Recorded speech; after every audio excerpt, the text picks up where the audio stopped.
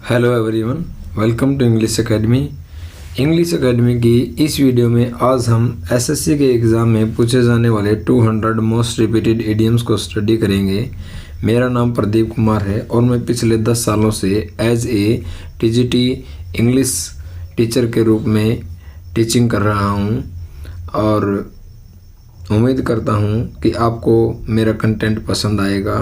Please आप मेरे channel को सब्सक्राइब करना, लाइक करना और शेयर ज़रूर करना। ये जो इडियम्स हैं एसएससी नहीं बल्कि हर एक एग्ज़ाम के लिए ये बहुत ही महत्वपूर्ण हैं। हर एक जो इडियम है वो कितनी बार एसएससी के एग्ज़ाम के अंदर पूछा गया है, चाहे वो सीजीएल का एग्ज़ाम हो, चाहे वो सीएचएसएल का एग्ज़ाम हो, कोई भी एग्ज़ाम हो, उसके आगे मैंने लिख दिया है कि वो कितनी बार पूछा गया है। तो आज की वीडियो को शुरू करते हैं। आज का हमारा पहला इडियम है ए रेड लेटर डे। ए रेड लेटर डे, ये इडियम 10 बार पूछा जा चुका है। रेड लेटर डे का मतलब होता है एन इम्पोर्टेंट डे, एक बहुत ही महत्वपूर्ण दिन, यानी ए वेरी स्पेशल डे भी कह सकते हैं हम इसको, एक विशेष दिन कह सकते हैं, या फिर हम इसको हैप्पी एंड सिग्निफिकेंट डे, यानी बहुत ही खुशी और हमारे लिए जो महत्वपूर्ण दिन होता है हम उसे ये भी कह सकते हैं।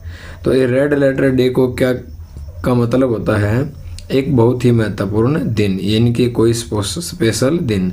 जैसे कि मैं कहूँ कि 15 अगस्त जो 1947 है, भारत के इतिहास में क्या था, एक बहुत ही महत्वपूर्ण दिन था। ये इसका एक एग्जाम्पल हो सकता है। दूसरा एग्जाम्पल ये है the day I first set foot in USA, वो पहला दिन जब मैंने यूएसए में कदम रखा, was a red letter day for me, वो मेरे लिए एक बहुत ही महत्वपूर्ण दिन था। यानी पहली बार जब मैं यूएसए गया, अमेरिका गया, मैंने जब अपना पहला कदम रखा तो वो दिन मेरे लिए क्या था, एक बहुत ही महत्वपूर्ण दिन था, यानी वो एक मेरे लिए रेड लेटर डे था। दूसरा हमारा इडियम है face the music. Face the music यानी गेट रिप्रिमांडेड, यानी इसका मतलब है परिणाम, जो हम करते हैं, जैसा हम करते हैं उसका वैसा ही हमें परिणाम भुगतना पड़ता है, उसको कहते हैं फेस द म्यूजिक। यानी गेट रिप्रिमांडेड या फिर बी पनिश, यानी जो हमने किया उसके लिए जो हमें सज़ा मिलती है, या to bear the consequences. Bear mean सहन करना, कॉन्सिक्वेंसेज होता परिणाम, यानी किए का परिणाम भुगतना। एक्सेप्ट द ब्लेम, जो भी ब्लेम है उसको स्वीकार करना, उसको कहा जाता है फेस द म्यूजिक। रिप्रिमांड का मतलब होता है डांटना, रिव्यू करना भी होता है, लेकिन यहाँ बोलेंगे गेट रिप्रिमांडेड, यानी जो हमने काम किया है उसका रिजल्ट्स, उसका आउटकम हमको भुगतना पड़ता है, या टू बियर द कॉन्सिक्वेंसेज, किए का परिणाम भुगतना। आओ इसको एग्जाम्पल से समझते हैं ताकि हम इसको और अच्छी तरह से समझ सकें। If you have done something wrong, यदि तुमने कोई को गलत काम किया है तो you have to face the music, तो तुम्हें क्या करना पड़ेगा, इस ऐसा जो काम तुमने कोई गलत काम किया है उसका तुम्हें परिणाम भुगतना पड़ेगा, उसको कहा जाता है face the music. Face the music. आज का तीसरा हमारा इडियम है to smell a rat. To smell a rat यानी सस्पेक्ट ए ट्रिक और डिसिट।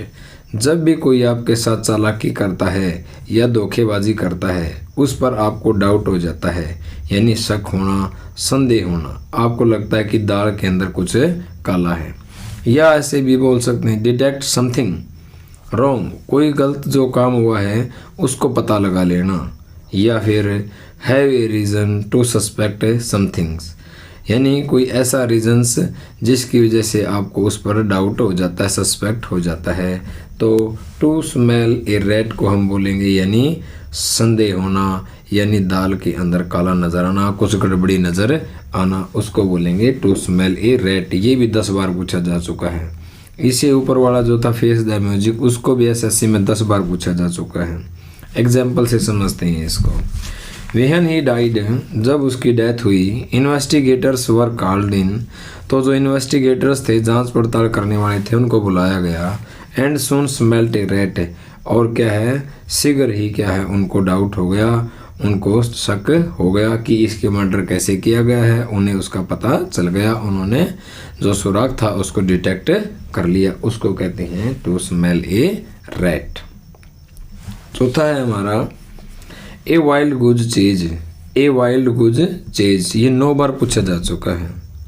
वाइल्ड गुज चेज का मतलब होता है फ्यूटाइल सर्च। फ्यूटाइल का मतलब होता है व्यर्थ में, बेकार में। बेकार में किसी चीज़ की क्या करना, तलाशी करना, सर्च करना, या फिर हम कह सकते हैं अनप्रॉफिटेबल एडवेंचर। हमने कोई ऐसा काम किया जिससे हमें कोई प्रॉफिट नहीं मिला, वो काम हमारे लिए था अनप्रॉफिटेबल्स, यानी वो काम हमारे लिए क्या था, निरर्थक प्रयास कह सकते हैं, या निरर्थक खोज भी हम इसको कह सकते हैं। एग्जाम्पल से समझते हैं इसको। After 2 hours spend wandering in the snow, यानी बर्फ़ में 2 घंटे वेंडरिंग भटकने के बाद, इधर उधर घूमने के बाद, आई रियलाइज्ड, फिर मुझे महसूस हुआ, we are on a wild goose chase, यानी हम क्या कर रहे हैं, निरर्थक में प्रयास कर रहे हैं, ये हमारा काम फ्रूटफुल नहीं है। इसको कहा जाता है ए वाइल्ड गुज चेज, निरर्थक प्रयास करना या निरर्थक खोज करना। 5वां है हमारा by fits and starts. By fits and start, इसका मतलब होता है अनस्टेडी। स्टेडी का मतलब होता है स्थिर, अनस्टेडी का मतलब हो गया अस्थिर, यानी इर्रेगुलर, कोई काम अनियमित रूप से करना, यानी किसी काम के अंदर रेगुलरिटी न होना, कंसिस्टेंसी न होना, उसको कहा जाता है by fits and start. Example से समझते हैं। This radio works by fits and start, यानी मेरे पास जो ये रेडियो है ये नियमित रूप से काम नहीं करता, इसके अंदर कोई ना कोई जो है फॉल्ट्स आता रहता है, इसलिए इसको बोलेंगे this radio works by fits and start, यानी ये रेडियो अनियमित रूप से काम करता है, फिट्स एंड स्टार्ट है। तो उम्मीद करता हूँ ये 5 आपको समझ में आए होंगे। और आज का हमारा जो छठा इडियम है वो है a hard nut to crack, यानी कोई हार्ड नट है और उसको क्रैक करना मुश्किल है। इसका मतलब ये 8 बार पूछा जा चुका है, यानी ये क्या है, डिफ़िकल्ट टास्क है, कोई मुश्किल काम है, या फिर हम बोल सकते हैं इसको डिफ़िकल्ट प्रॉब्लम टू सोल्व। ऐसी कोई मुश्किल प्रॉब्लम है जिसको सोल्व करना क्या है, बहुत ही कठिन है, उसको बोलेंगे a hard nut to crack, यानी हम इसको क्या बोल सकते हैं, ए टफ चैलेंज, यानी बहुत ही टफ चुनौती होना, यानी मुश्किल काम, लोहे के चने चबाना ऐसे भी बोल सकते हैं इसको, या फिर मुश्किल काम को बोलेंगे a hard nut to crack. 8 बार ये एसएससी के एग्ज़ाम में पूछा जा चुका है, यानी इस कहने का मतलब ये है ये बहुत ही इम्पोर्टेंट है, हमें इनको अच्छी तरह पूरा मतलब उतार लेना चाहिए, पूरी तरह इनको समझ लेना चाहिए, ताकि एग्ज़ाम के अंदर हम किसी तरह की मार ना खाएं। 7वां है हमारा blow one's on trumpet. Blow one's on trumpet, trumpet का मतलब होता है वैसे ढोलक, है ना, ब्लो बजाना, वंस ऑन ट्रम्पेट, यानी इसका मतलब होता है, यानी एक ऐसा व्यक्ति जो अपनी खुद की तारीफ़ करता है, अपने मुंह मियाँ मिठू बनना, खुद की तारीफ़ खुद ही करना, उसको कहते हैं ब्लो वंस ऑन ट्रम्पेट, यानी प्रेज करना, तारीफ़ करना, वन सेल्फ, खुद की तारीफ़ करना। या फिर टू बोस्ट, बोस्ट होता है सेखी मारना, सेखी बगारना, भय बगारना। अबाउट देयर अचीवमेंट्स, अपनी उपलब्धियों के बारे में क्या करना, सेखी बगारना। या प्रेज वन सेल्फ, खुद की तारीफ करना, उसको बोलते हैं blow one's on trumpet. Example से समझते हैं। My friend has the habit of, मेरे दोस्त की हैबिट है ब्लोइंग हिज ऑन ट्रम्पेट, यानी वो हमेशा खुद की तारीफ खुद करता रहता है, अपने मुंह में मीठू बना रहता है, उसको बोलते हैं ब्लो वंस ऑन ट्रम्पेट। यहाँ वर्ड आया है प्रेज। प्रेज का मतलब होता है प्रशंसा करना, तो मैं इसके इडियम भी लिख देता हूँ। प्रेज को हम कह सकते हैं एप्रिशिएट करना, APPRECIAT, एप्रिशिएट करना, प्रशंसा करना। और प्रेज को बोल सकते हैं हम अपलोड, तारीफ करना, APPLAUD, अपलोड, तारीफ करना। यानी एडमायर करना, ADMIRE, एडमायर करना, तारीफ करना, अपलोड करना, अप्रिशिएट करना, इन सब को बोलते हैं प्रेज करना। 8वां है हमारा by leaps and bounds, by leaps and bounds, ये भी 8 बार पूछा जा चुका है। इसका मतलब होता है वेरी क्विकली, यानी बहुत तेज़ी से, रैपिडली, तेज़ी से, यानी दिन दुगनी रात चौगुनी, यानी बहुत ज़्यादा तरक्की करना, बहुत तेज़ी से कोई काम होना, उसको कहते हैं by leaps and bounds. Example से समझते हैं। He is progressing by leaps and bounds, यानी वो बहुत तेज़ गति से क्या कर रहा है, उन्नति कर रहा है। या ऐसे भी कह सकते हैं he is making progress in math, English, science, biology, physics, कोई भी सब्जेक्ट ले सकते हैं। या फिर अपना बिजनेस ले सकते हैं, यानी वो मैथ के अंदर प्रोग्रेस कर रहा है बाई लिप्स एंड बाउंड्स, यानी बहुत तेज़ गति से, दिन दुगनी रात चौगुनी वो मैथ में लगा लो, साइंस में लगा लो, या अपने बिजनेस किसी भी काम में लगा लो, वो क्या कर रहा है, प्रोग्रेस कर रहा है। एक और एग्जाम्पल मैंने इसका लिखा है, her health is improving by leaps and bounds, यानी उसका जो हेल्थ के अंदर जो इम्प्रूवमेंट है, जो सुधार है, वो बहुत तेज़ गति से हो रहा है, उसको बोलते हैं बाई लिप्स एंड बाउंड्स। और 9th जो हमारा इडियम है, ये भी 8 बार पूछा जा चुका है एसएससी के एग्ज़ाम के अंदर। Once in a blue moon, once in a blue moon का मतलब होता है रेयरली एंड इनफ्रीक्वेंटली। फ्रीक्वेंट तो होता है लगातार, इनफ्रीक्वेंट होता है जो कोई लगातार ना हो, कभी कभार हो। तो once in a blue moon को बोलेंगे रेयरली एंड इनफ्रीक्वेंटली, यानी कोई काम कभी कभार होना, यानी कुछ अत्यंत दुर्लभ घटना। एग्जाम्पल से समझते हैं। Suman has a very rock relationship. Rock relationship का मतलब होता है वीक या अनस्टेबल, ऐसे रिश्ते जो स्ट्रॉन्ग नहीं है, जो वीक हैं, जो स्थिर नहीं है, अनस्टेबल हैं, तो उसको कहते हैं रॉक रिलेशनशिप, रॉक रिलेशनशिप।